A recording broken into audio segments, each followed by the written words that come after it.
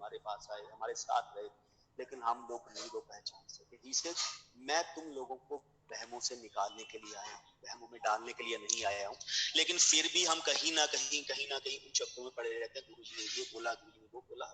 बिल्कुल अंकल जो जोशी अंकल ने बोला, आई एम एग्री कि गुरुजी ने मुझे ही बोला था कि लंगर हमेशा अपने घर पे बनाओ और सिंपलिसिटी में बनाओ। अपने घरों में सत्संग करना शुरू करो, क्योंकि अपने घरों में जब गुरु को बुलाते हो तो गुरु के चरण पड़ते हैं, तो आपका घर भी ब्लेस होता है और आने वाली संगत भी ब्लेस होती है। तो ये गुरु जी का हमेशा था ही से, गुरुआ तो मंगिया ना करो, गुरु नु मन्निया करो। मंग के अपने गुरुआ नु छोटा नहीं करीदा हुंदा, ਜਿਹਦੇ ਕੋਲੇ कुछ होएगा वो देगा, ਜਿਹਦੇ ਕੋਲੇ कुछ होएगा नहीं वो देगा।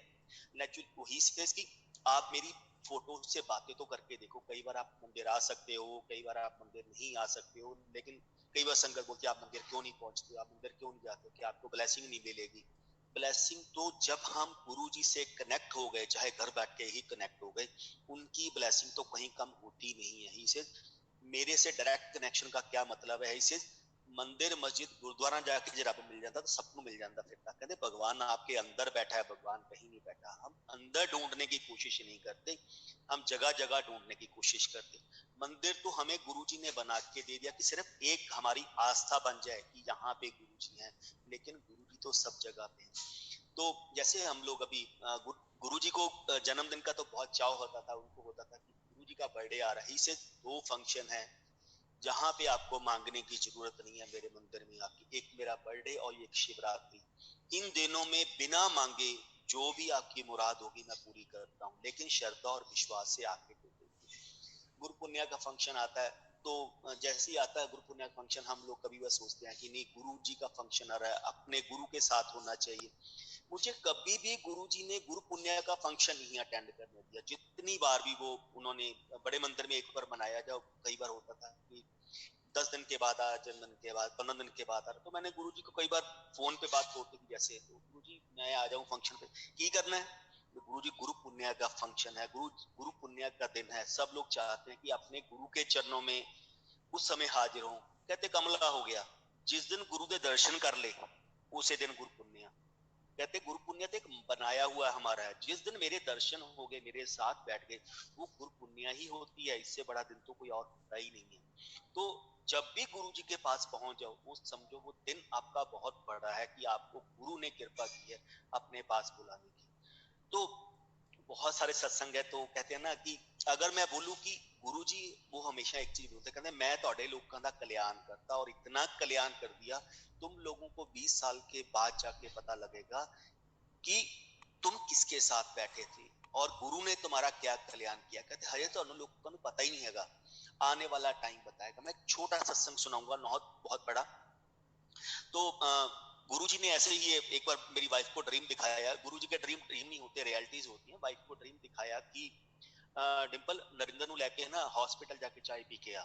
तो हम लोग कई मंदिर गुरुजी ने 8 साढ़े 8 साल हमें अपने चोला छोड़ने के बाद 1 साल बाद बंद कर दिया था कि 8 साढ़े 8 साल 9 साल उन्होंने जितना टाइम उनका था उन्होंने मंदिर जाने के लिए मना करके रखा, तो हम लोग नहीं गए।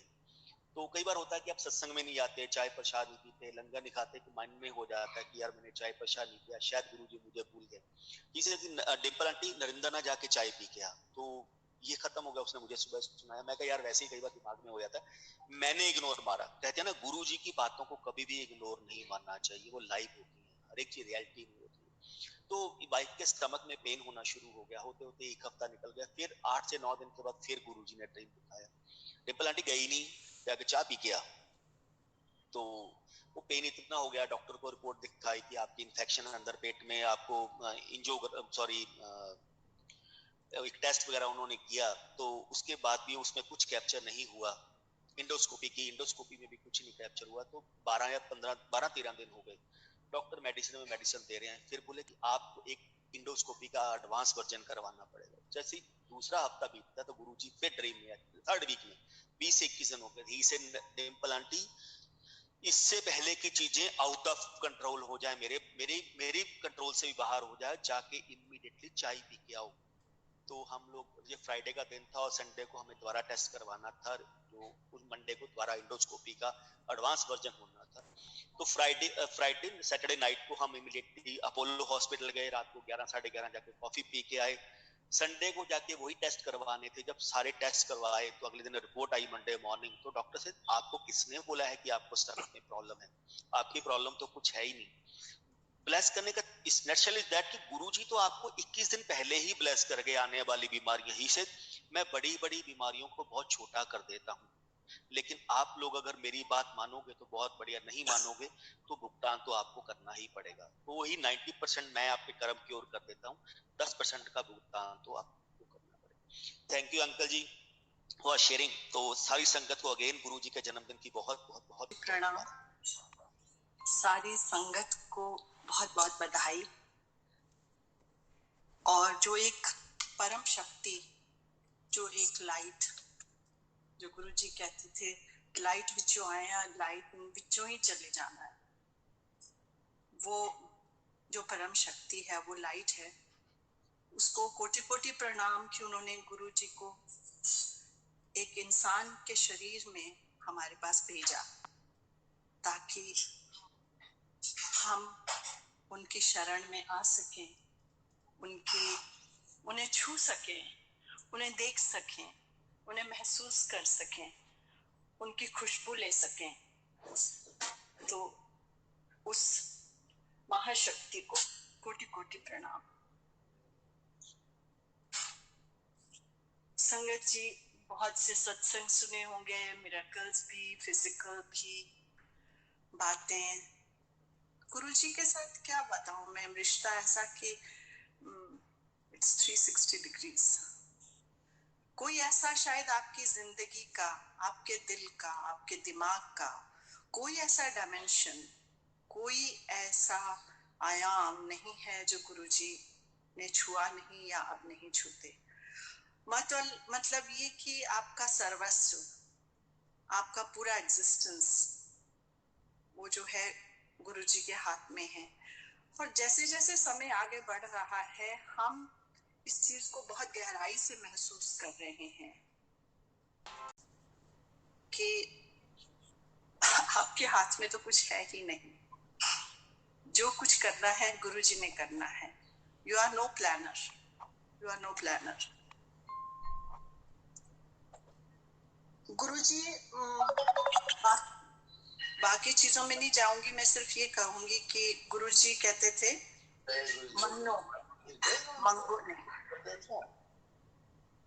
मंगो, मन्नो नहीं, सॉरी मंगो नहीं, मन्नो, मतलब मांगिए मत, मानिए, मानिए। Just accept that Guruji is there and he is looking after you. आपको मांगने की जरूरत नहीं है। बट वी मॉडल्स, हम लोग जितने भी गृहस्थ हैं, चाहे हम मानते हैं जो भी हैं, हर कोई अपनी कष्ट लेके आता है और वो ये सोचता है कि मैं जाऊं गुरुजी के दरबार में और मेरी ये इच्छा पूरी हो जाए। पर गुरुजी का मकसद शायद कुछ और है। ये जो बात है कि मांगो मत मानो, इट्स अ लॉन्ग जर्नी, जहां आपको फिर मांगने की जरूरत ही नहीं पड़ती। उस समय जरूरत नहीं पड़ती जब आपको एक बहुत अंदर से एक विश्वास, एक बहुत अंदर से एक आस्था हो जाती है कि गुरुजी को सब पता है, मेरे मांगने से क्या फर्क पड़ेगा। ऐसे बड़े सारे सत्संग है संगत जी, जब किसी संगत ने बोला नहीं मुझे ये दे दो, ये दे दो, ये दे दो, और फिर वो दे दिया, लेकिन जो उसका रिजल्ट हुआ वो कुछ और ऐसा हुआ कि वो मतलब वो उनके लिए अच्छा नहीं हुआ। और जब वो अच्छा नहीं हुआ तो गुरुजी से पूछा तो वो बोले कि गुरुजी बोले कि मैं तो तुम्हें वो सब देने ही वाला था, लेकिन तुमने तो मेरे से ये मांगा। मैं आपको शायद उदाहरण के सहित सुना दूं।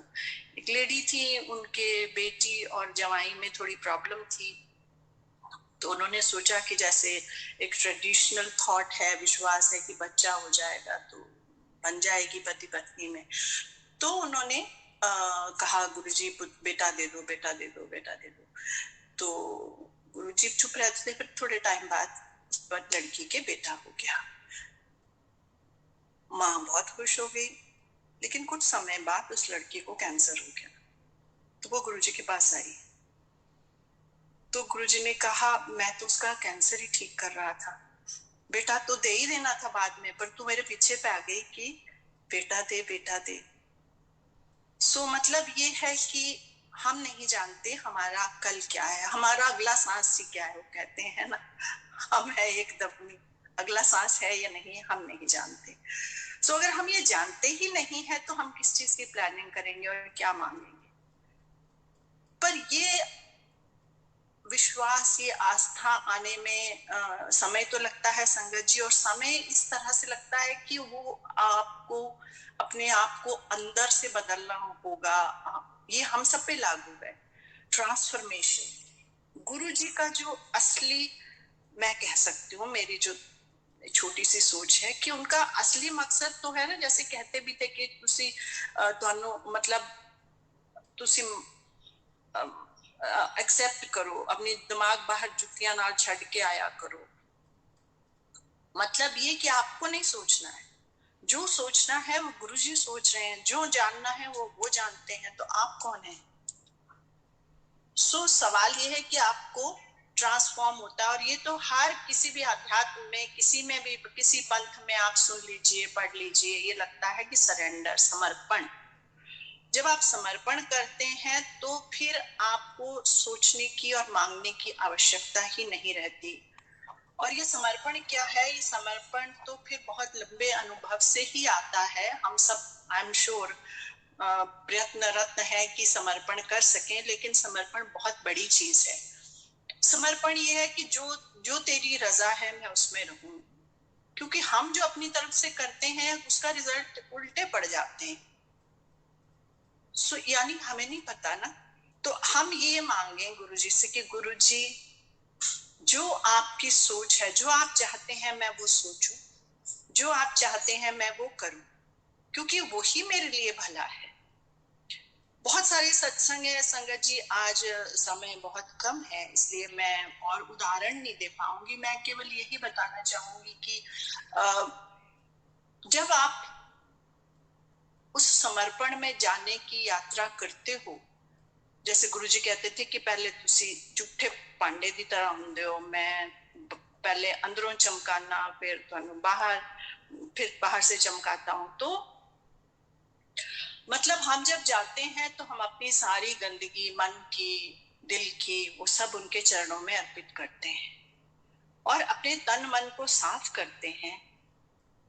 तो उस सफाई में फिर हमारी सोच पॉजिटिव होती है। और गुरुजी हमेशा कहते थे पॉजिटिव सोचो, अपनी सोच बदलो।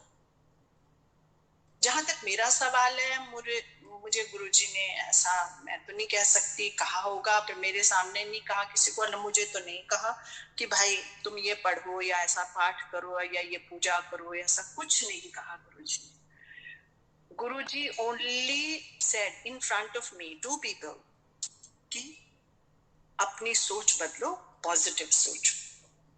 और ये पॉजिटिव सोचना भी संगत जी बड़ी लंबी यात्रा है। अपने विचार को हर क्षण चेक करना, हर क्षण चेक करना कि कहीं मैं नेगेटिव तो नहीं सोच रहा हूँ, इसको अगर मैं इस तरह से सोचूं तो पॉजिटिव हो जाता है।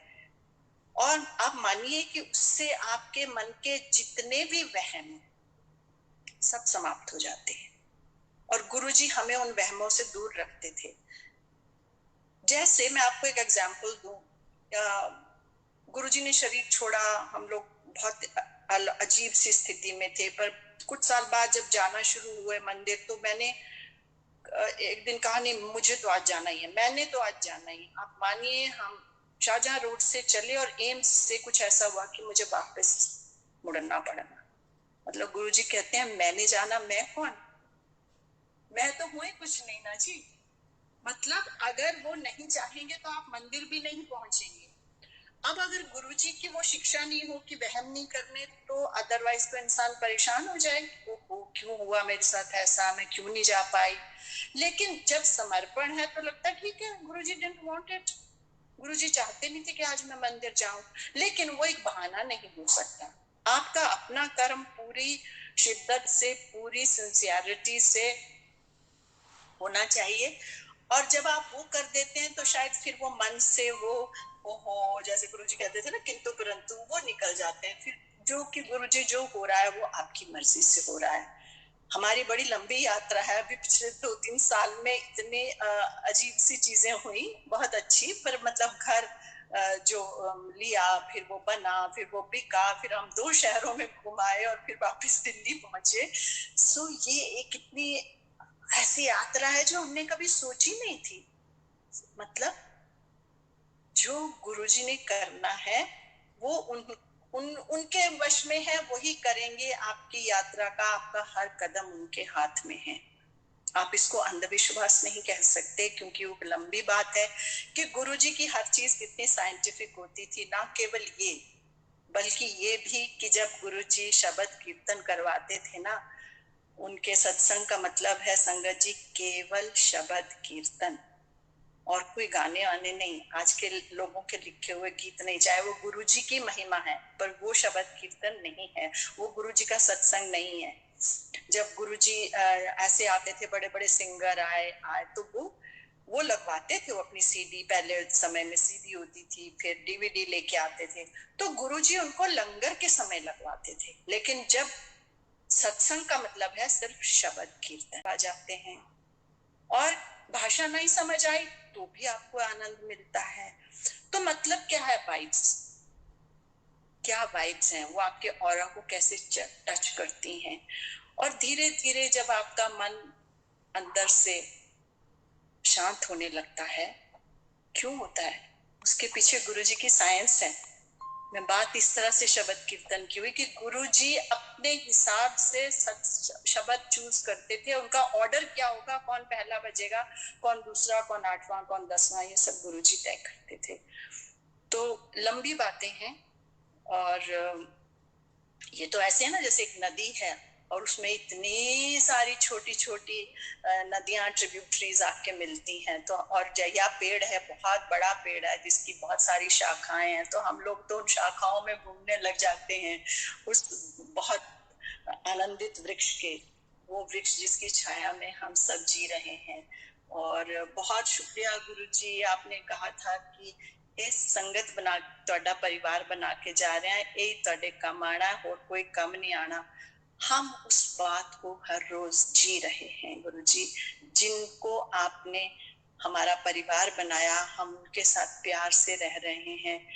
आपका बहुत बहुत अनंतम शुक्राना, हर चीज के लिए, हर सांस के लिए हम बयान नहीं कर सकते। और अमिताभ अंकल और गोपाल अंकल का बहुत शुक्रिया कि उन्होंने मुझे यहाँ पर आमंत्रित करके आपके साथ कुछ बांटने का मौका दिया। मैं अपेक्षा करती हूँ कि कुछ मैं बांट सकी जो आपको अच्छा लगा। जय गुरु जी, बहुत बहुत मुबारक सबको। आज का दिन सबकी जिंदगियों में खुशियां लाए, स्वास्थ्य लाए, सब घर फले फूले, आनंदित हूँ। आपकी कृपा सब पर बनी रहे गुरु जी, संगत पर भी और जो संगत के बाहर हैं उन पर भी। जय गुरु जी। के पहले हमारे प्यारे प्यारे गुरु जी के को बहुत बहुत जन्मदिन की बधाई, एंड सारी संगत को भी। We love this day because we have such fond memories of Guruji's birthday. इतना गुरुजी ने प्यार बांटा सारी संगत में, आज तक वो मेमोरीज इतनी फ्रेश है माइंड में। अब मैं कुछ गुरुजी के जन्मदिन से ही रिलेटेड 2-3 सत्संग आपको सुनाती हूँ। मुझे याद है कि गुरुजी के बर्थडे वाले दिन हमारी सेवा होती थी और कुछ दिन पहले से ही शुरू हो जाती थी, और गुरुजी दिन में अराउंड 3 और 4 o'clock आते थे बड़े मंदिर। एंड जैसे उनका अंदाज था, अपने हाथ फोल्ड करके he would walk in wearing his pant and shirt, और पूरा मुआयना करते थे। And he would ask everyone, ये हो गया, ये काम हो गया, ये। और उससे पहले भी कई बार फोन करके पूछते थे। he was so particular about all the arrangements in the मंदिर। और मुझे याद है जब उन्होंने आना, उसके बाद एक टोकरा आता था समोसा प्रसाद का, जो सारी संगत में बनता था। और those were such beautiful days। और गुरुजी के साथ इतना इंटरेक्शन होता था। we got to know कि क्या उनको पसंद है, क्या हमने करना, अपना भाव कैसे रखना है उनके सामने। Because that was his concern। He was not concerned कि आप क्या सेवा कर रहे हो, वो देखते थे आप किस भाव से सेवा कर रहे हो। एंड वो एक ऐसी चीज है जो आज भी हम जब संगत को कहते हैं कि we owe everything to our guru, we have nothing for ourselves। जो भी हमने देना है, जो भी हमने करना है, वो सब हमारे गुरु जी को अर्पण है, क्योंकि वो ही हमारी जिंदगी चला रहे हैं। कब से चला रहे हैं? एक एक श्वास हमारा उस गुरु की कृपा से चलता है। एक दिन I don't remember the year, मुझे याद है ऐसे ही हम लोग सेवा में थे गुरुजी के बर्थडे वाले दिन, एंड इनवेरिएबली उस दिन बारिश जरूर होती थी। और उस दिन भी, और मेरा ख्याल से एक दिन पहले से इतनी बारिश थी। एंड अंदर तो हमने सब कुछ करा, पर बाहर कोई डेकोरेशन नहीं हो पा रही थी, बिकॉज इट वाज पोरिंग, बहुत बारिश थी। और I remember around 3:30, 4 o'clock, Mani came and said, गुरुजी का अभी मैसेज आया है कि 15-20 मिनट में पूरा क्लियर हो जाएगा, और जो बाहर डेकोरेशन करनी है वो आप सारी करना। एंड आई स्टिल में, हम लोग बाहर खड़े थे, पोर्च में खड़े थे, हमारे सामने सारे बादल ऐसे बिखरे और एकदम क्लियर हो गया। And the sun came out and everyone started doing the thing outside, decorating outside। उसके बाद हम लोग वापस घर गए और पूरे इलाके में बारिश थी। I remember when we were going to come back to the mandir for the celebration, इतनी बारिश थी पूरे रास्ते। मैं यही सोच रहा हूँ, मैं कहूँ गुरुजी आपने तो बारिश बंद करवा दी थी, अब ये इतनी बारिश हो रही है, अब क्या होगा वहां पे। बिकॉज जो अरेंजमेंट होता था, संगत बैठती थी नीचे, लंगर प्रसाद नीचे बैठ के सर्व होता था आउटसाइड, और नीचे पूरा गीला था उस टाइम पे। और आप मानेंगे नहीं, हम वहां से जैसे ही मंदिर के से थोड़ी ही दूर में थे, कोई बारिश नहीं, कोई कुछ नहीं, absolutely clear, and the ground was not wet at all. और जितनी संगत आई, सब बड़ी आराम से नीचे बैठ के सब प्रसाद खाया। क्या कृपा थी गुरुजी की। हम कहते हैं ना, एक ही सुपर पावर है, एंड दैट इज आवर गुरु। कोई भी उनके समान नहीं है, ना था, ना होगा। एक सत्संग में और सुनाती हूँ। हम लोग there's work going on in the hall before Guruji's birthday celebrations, और गुरुजी का ने फोन करवाया, बुलवाया मंदिर, दिन का टाइम था। तो गुरुजी के साथ मैं खड़ी थी हॉल में, कोई संगत नहीं, कोई भी नहीं था बड़े मंदिर में। और गुरुजी की, और वहां पे जैसे आप सबको मालूम है, बड़े मंदिर में पीछे गुरु नानक देव जी की फोटोग्राफ लगी हुई है और शिव जी की मूर्ति है। वो सब उठा के गुरुजी के रूम में उन्होंने रख दिया। तो मेरी गुरुजी के साथ एक ही बात होती थी, that was on a spiritual level. मैंने कभी गुरुजी से दूसरी बात करी नहीं। मैंने उनके साथ उस दिन भी, देखो गुरुजी ने अपना टाइम, अपनी ब्लेसिंग्स का टाइम सेट किया होता है। वी डोंट नो, हमको तो सोचना भी नहीं चाहिए कि गुरुजी की ब्लेसिंग्स हमारे पे, we know that he is blessing us all the time, but उन्होंने क्या स्पेशल ब्लेसिंग किस टाइम पे देनी है, किसको देनी है, और क्या है उसका, वो ही जानते हैं। So I just asked him, मैंने कहा, I told him, I said Guruji, Guru Nanak Dev ji की जड़ी फोटो है, ये तो नानक सर गुरुद्वारा है, उधर बाबा नंद सिंह जी ने बहुत तपस्या करी थी, उनको दर्शन साक्षात गुरु नानक देव जी ने दिए थे। ये फोटो तो उधर की है। और एकदम मुझे गुरुजी कहते हैं नानक इंज नहीं लगता सिक्का, he told me, and then he took me to his room and गुरुजी के साथ मैं बता नहीं सकती, गुरुजी ने एक एक गुरु की मेरे को डिस्क्रिप्शन दी, सारे 10 गुरुओं की डिस्क्रिप्शन बताई उस दिन। और गुरुजी, साईं बाबा, सारे गुरु, सबके बारे में मुझे गुरुजी ने बताया।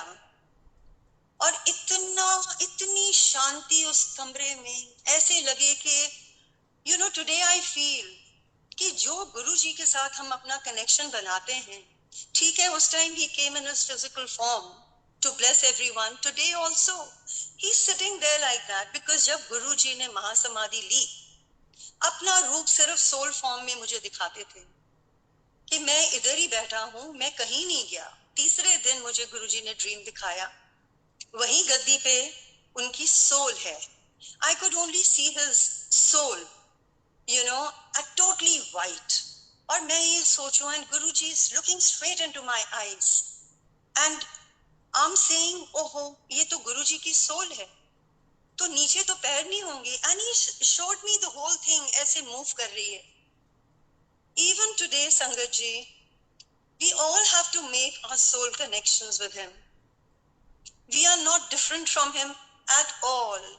गुरु जी और हम एक हैं, और जब तक हम उनके फिजिकल फॉर्म से हटके उनके सोल के साथ कनेक्ट नहीं होंगे, हमारी वो स्पिरिचुअल ग्रोथ हो ही नहीं सकती है।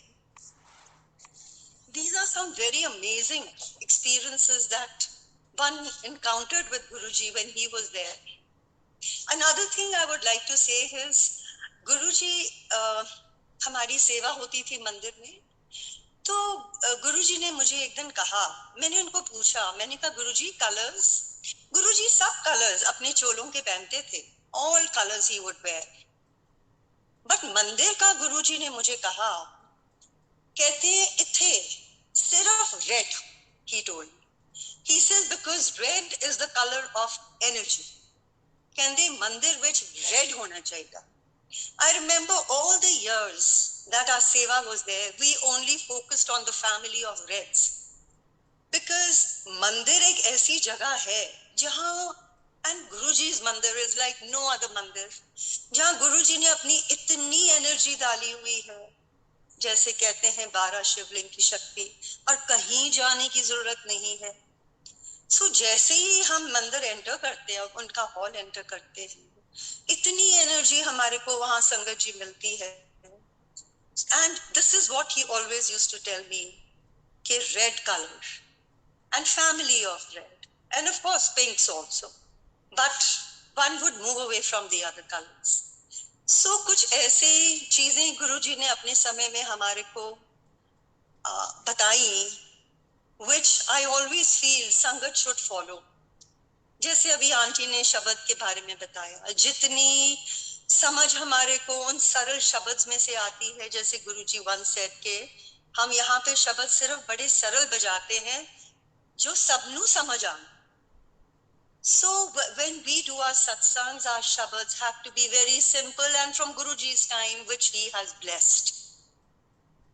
And Sangat ji, I think that is all. I get very emotional talking about Guruji. And today is a very, very special day for all of us. It's a beautiful, beautiful day. जब गुरुजी ने जन्म लिया,